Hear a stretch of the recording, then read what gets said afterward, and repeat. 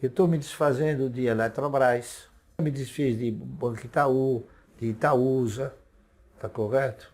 Me desfiz também de Ultrapar, e estou me desfazendo também de Sabesp.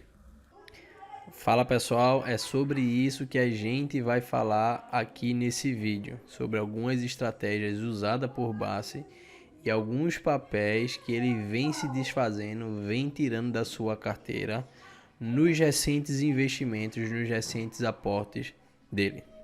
Mas antes disso, eu vou lhe convidar a se inscrever em nosso canal, acompanhar vários vídeos que a gente faz aqui. É uma rotina de investimento diária. Caso lhe interesse, vou lhe convidar a nos acompanhar aqui, tá bom? Bom, primeiro a gente precisa ver uma outra parte aqui do vídeo, que ele fala sobre algumas outras empresas. Vamos dar uma olhada rápida aqui. O próprio Magazine Luiza também tem uma base acionária grande. A Itaúsa tem quase 9 bilhões. Bom, na verdade agora ele está falando de algumas empresas que têm uma base acionária muito grande, tá? E é relevante a gente parar para pensar nisso, começar a pensar nesse quesito, mas vamos ver aqui o que é que ele fala. De base acionária. Então, o pessoal não analisa o evoluir da base acionária, o que o evoluir da base acionária acaba interferindo na distribuição de resultado. Pois é, porque pare para pensar aí o seguinte, imagine que você tem uma empresa com a base acionária de 1 bilhão de papéis, por exemplo, tem 1 bilhão de ações. E o lucro daquela empresa naquele trimestre, por exemplo, foi de 1 bilhão. E a empresa decidiu, aqui é tudo a título de exemplo, tá? E a empresa decidiu distribuir 1 bilhão. Ou seja, vai ser R$ 1 por cota. Agora imagine que essa empresa tem uma base acionária de 10 bilhões. Ou seja, vai acabar que vai ser 10 centavos por ação. Às vezes a empresa é uma empresa boa, tem lucros bons, mas a base acionária é muito grande e quando a empresa faz o rateio, né, dos lucros para serem distribuídos em dividendos, acaba sendo bem pequenininho por cota. Você veja, a Itaúsa, com 9 bilhões de base acionária, considerando 25%, E assim, a Itaúsa é uma empresa que eu tô quase sempre falando aqui, que é uma empresa boa, ó, é uma empresa que tem bons lucros, faz bons investimentos, mas realmente aumentou muito a sua base acionária e agora também com a subscrição vai emitir novas cotas, né? Ou seja, só vai aumentar a quantidade de ações da empresa, mas os lucros talvez não sejam equivalentes à quantidade de papéis que aquela empresa tem para lhe render bons dividendos, um percentual melhor por cota, tá bom? Mas vamos ver aqui. ela teria que dar o quê? 36 bilhões de lucro para dar 25 centavos. É por isso que Você pegar, por exemplo, uma empresa que tenha 36 bilhões de lucro, isso é imoral. Isso que acontece talvez seja os grandes bancos, né? Banco do Brasil, Itaú, que se pegar uma média de 8 bilhões por trimestre, no ano vai acabar tendo 32 bilhões. Ou seja, Itaúsa está longe de ter esse lucro. quer dar 10, 12, 3 centavos. Às vezes dá 1 centavo. Às vezes dá zero nada, né? Que a gente brinca. Né? E um dos grandes problemas é justamente esse, é uma base acionária muito grande.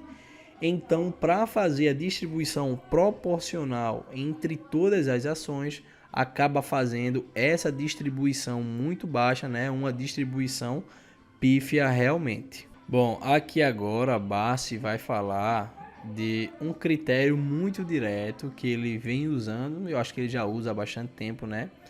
Para retirar algum ativo da sua carteira, né? Isso pode ser retirado devagar, não precisa ser do dia para a noite, mas vamos ver aqui. Então, na hora que eu vou fazer imposto de renda, eu tenho uma relação do quanto eu ganhei em cada empresa. As empresas que pagam pouco eu elimino e passo a deter outras. Né? Eu, por exemplo, eu estou me desfazendo de Eletrobras, devagar. Eu não estou vendendo, eu estou substituindo. Eu tô me desfazendo, eu já me desfiz de banco. Bom, e aqui tá um exemplo, né? Você não precisa necessariamente vender aqueles seus papéis da empresa que não está pagando bons dividendos como pagava antes, né? Você pode ir se desfazendo aos poucos, ou você pode simplesmente não mais aportar naquela empresa e devagarzinho, né, você ir diminuindo a sua posição naquela empresa. Feito, eu tenho amigos, por exemplo, na Taesa, a Taesa que foi uma grande pagadora de dividendos, eu tenho amigos que simplesmente pararam de aportar na Taesa porque a projeção de dividendo para esse ano e para o ano que vem está baixíssima. Então não fazia sentido ele deixar uma grande quantidade, né, dos aportes dele numa empresa que não iria retribuir em dividendos, né, como ele queria. Agora isso é uma estratégia dele, uma estratégia pessoal dele e que muita gente acaba fazendo, né? Itaú, de Itaúsa, tá correto? Me desfiz também de Ultrapar e estou me desfazendo também de Sabesp. Bom, a Sabesp já tem um outro quesito a respeito da Sabesp, que é a privatização. A Sabesp realmente, no quesito dividendos, está muito ruim, mas para algumas pessoas pode ser uma boa oportunidade para lucrar, né? Com a valorização, que é o que tudo indica, pode acontecer, né? E realmente a gente tem visto que acontece isso quando algumas empresas fazem a sua privatização, pelo menos naquele período a empresa tende a ter um crescimento no seu valor de mercado. A gente viu isso, inclusive, no vídeo passado, quando o governo de São Paulo bateu o martelo, né, dizendo que realmente iria privatizar a empresa, iria mandar para a Câmara dos Deputados lá de São Paulo, e a gente viu que realmente cresceu o valor de mercado. Mas no quesito dividendos, Sabesp está deixando a desejar.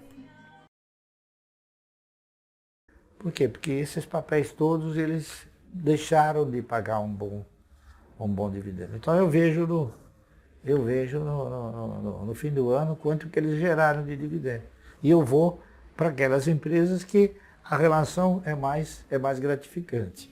Pronto, ó. Isso é uma estratégia que realmente vale muito a pena, que é a otimização, né? Você otimizar os seus dividendos, que é você aportar no que mais está lhe pagando. Você vê uma projeção, que a empresa geralmente você consegue ter esses dados, né?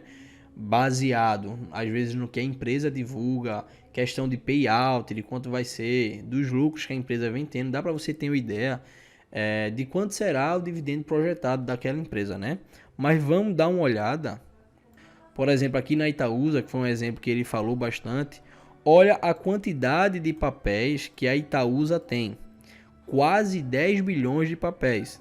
Ainda tem mais uma nova emissão aí que vai ocorrer, a gente já falou aqui na subscrição. Quando a gente vai para os dividendos, ó, a empresa pagando 0,023. Se esses papéis aqui não fossem de quase 10 bilhões, fosse de 1 bilhão, por exemplo, é claro que isso já é mais difícil, mas se fosse de 1 bilhão, a gente estaria quase que multiplicando esse valor aqui por 10, ou seja, seria algo em torno de 20 centavos, esse daqui algo em torno de 50 centavos, esse daqui algo em torno de R$ 1. Então perceba como a relação seria muito maior, como o acionista teria muito mais dividendos se a base acionária da Itaúsa fosse menor, e é o que acontecia antes, né? Num vídeo, acho que foi postado ontem ou antes de ontem, a gente viu que a empresa, a Itaúsa, recentemente fez 3 subscrições, ou seja, né, aumentando base acionária e, consequentemente, os dividendos ficam menores e mais escassos para os acionistas. E se você é um dos investidores que deseja ter uma renda passiva futura através de dividendos, não só no futuro, né? Aumentar também o seu patrimônio agora com dividendos, ajudar, né, para impulsionar esses seus lucros, os seus resultados, eu acho que vale a pena ponderar e considerar as dicas, né, de Luiz Bassi, que talvez seja o maior investidor aqui da nossa bolsa brasileira, o maior investidor pelo menos no quesito de ganhar com dividendos. São muitos anos aí de história, então acho que vale a pena ponderar e pensar sobre o que ele vem falando, né, nessas últimas entrevistas dele. Então, pessoal, espero que você tenha gostado desse vídeo. Se gostou, por gentileza, deixe o seu joinha e até um próximo vídeo. Um abraço, valeu, tamo junto.